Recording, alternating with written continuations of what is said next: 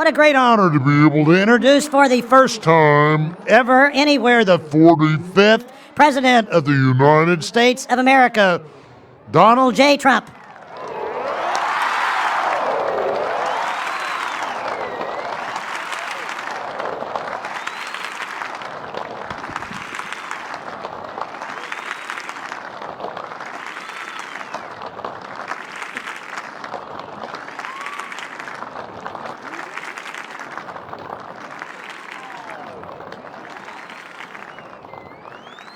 Chief Justice Roberts, President Carter, President Clinton, President Bush, President Obama, fellow Americans, and people of the world, thank you.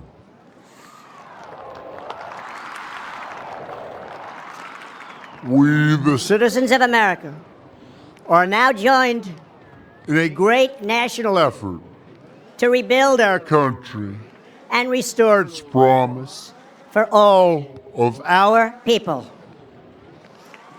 Together, we will determine the course of America and the world for many, many years to come.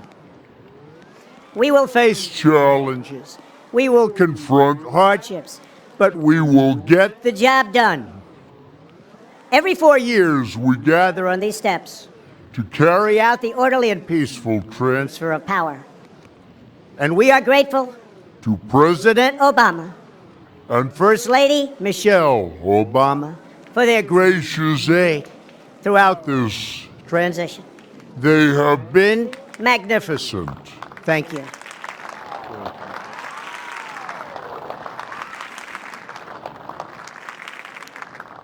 Today's ceremony, however, has very special meaning, because today we are not merely transferring power from one administration to another or from one party to another, but we are transferring power from Washington, D.C. and giving it back to you, the people.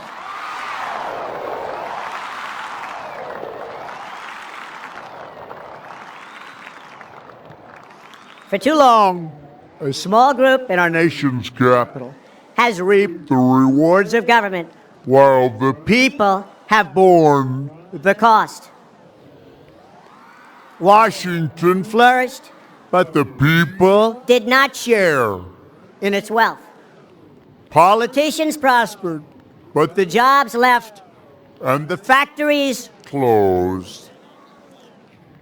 The establishment protected itself, but not the citizens of our country. Their victories have not been your victories. Their triumphs have not been your triumphs. And while they celebrated in our nation's capital, there was little to celebrate for struggling families all across our land.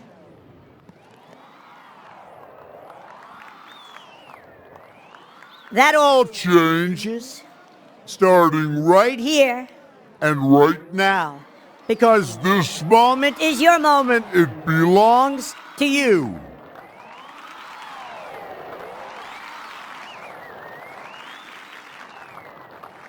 It belongs to everyone gathered here today and everyone watching all across America. This is your day. This is your celebration. And this, the United States of America, is your country.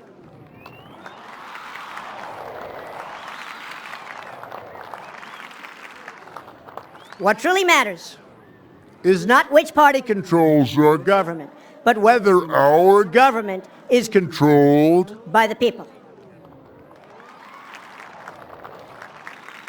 January 20th, 2017 will be remembered as the day the people became the rulers of this nation again.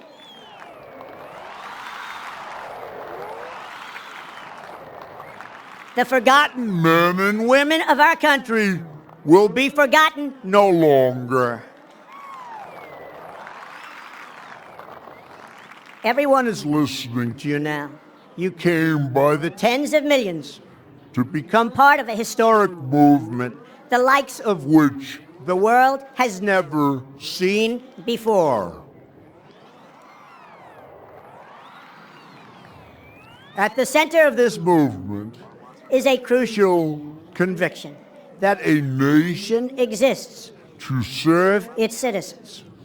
Americans want great schools for their children, safe neighborhoods for their families, and good jobs for themselves.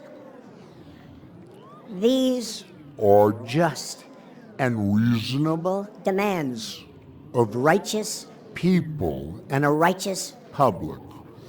But for too many of our citizens, a different reality exists. Mothers and children trapped in poverty in our inner cities. Rusted out factories scattered like tombstones across the landscape of our nation. An education system flush with cash, but which leaves our young and beautiful students deprived of all knowledge. And the crime, and the gangs, and the drugs that have stolen too many lives and robbed our country of so much unrealized potential. This American carnage stops right here and stops right now.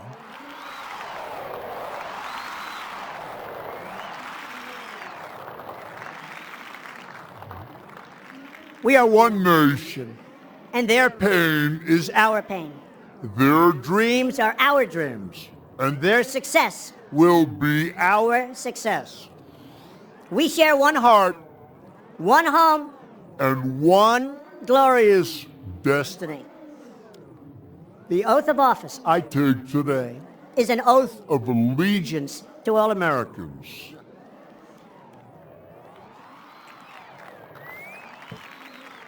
For many decades, we've enriched foreign industry at the expense of American industry, subsidized the armies of other countries while allowing for the very sad depletion of our military. We've defended other nations' borders while refusing to defend our own.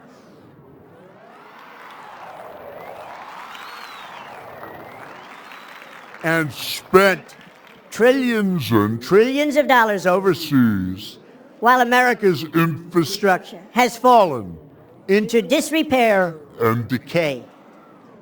We've made other countries rich while the wealth, strength, and confidence of our country has dissipated over the horizon. One by one, the factories shuttered and left our shores with not even a thought about the millions and millions of American workers that were left behind. The wealth of our middle class has been ripped from their homes and then redistributed all across the world. But that is the past. And now we are looking only to the future.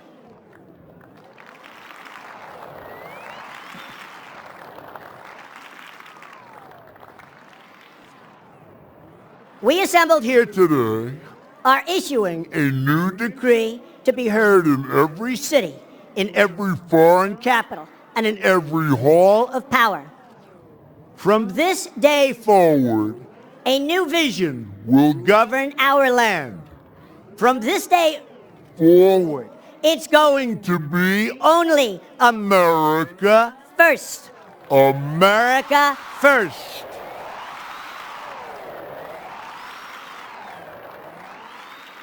Every decision on trade, on taxes, on immigration, on foreign affairs will be made to benefit American workers and American families. We must protect our borders from the ravages of other countries, making our products, stealing our companies, and destroying our jobs.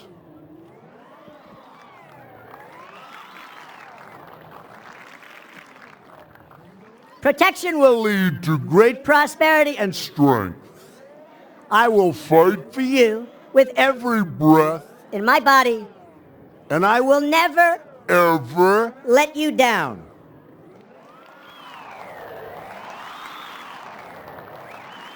America will start winning again. Winning like never before. We will bring back our jobs. We will bring back our borders. We will bring back our wealth.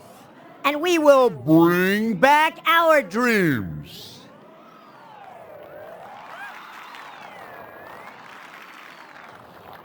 We will build new roads and highways and bridges and airports and tunnels and railways all across our wonderful nation.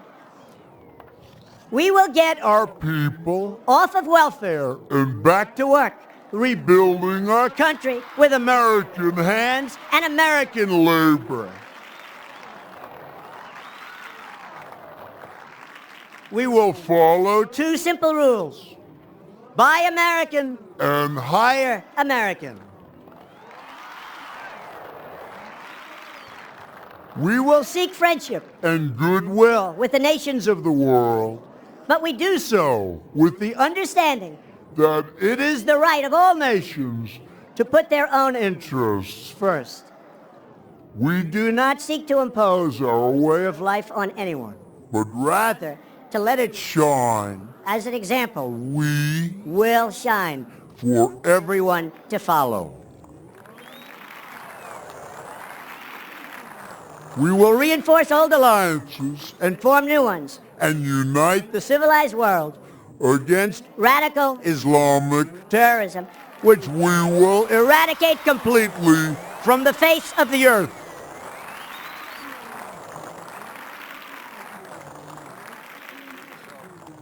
At the bedrock of our politics will be a total allegiance to the United States of America. And through our loyalty to our country, we will rediscover our loyalty to each other. When you open your heart to patriotism, there is no room for prejudice.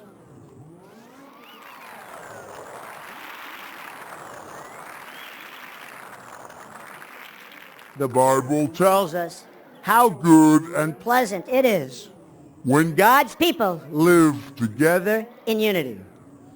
We must speak our minds openly, debate our disagreements honestly, but always pursue solidarity.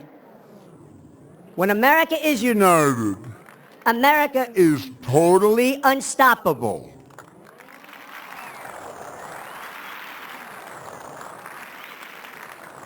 There should be no fear. We are protected. And we will always be protected.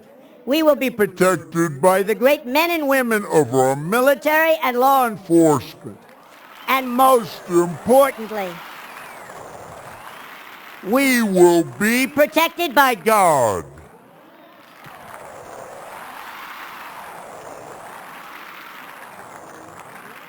Finally, we must think big and dream even bigger.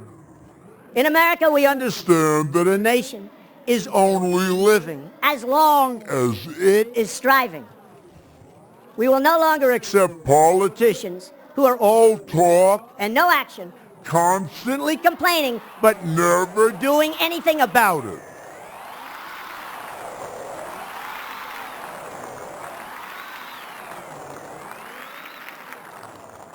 The time for empty talk is over.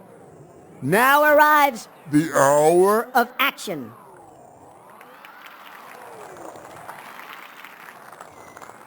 Do not allow anyone to tell you that it cannot be done. No challenge can match the heart and fight and spirit of America.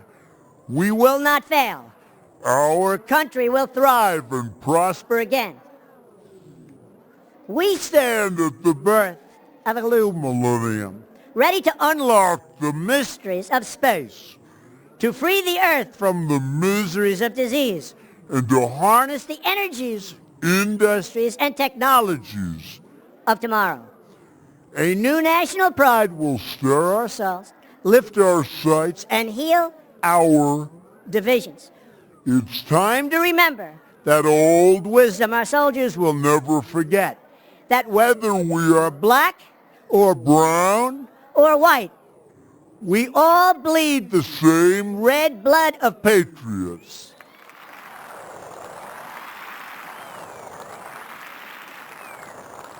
We all enjoy the same glorious freedoms, and we all salute the same great American flag.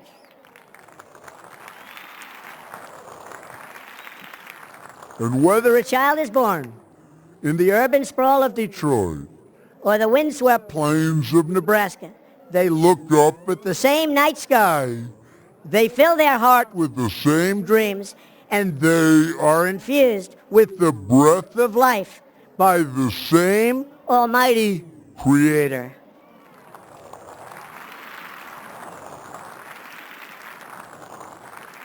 So to all Americans, in every city near and far, small and large, from mountain to mountain, from ocean to ocean, hear these words. You will never be ignored again.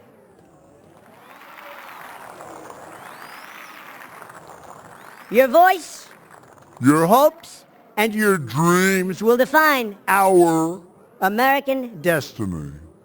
And your courage and goodness and love will forever guide us along the way. Together, we will make America strong again. We will make America wealthy again. We will make America proud again. We will make America safe again. And yes, together, we will make America great again. Thank you. God bless you, and God bless America. Thank you. God bless America.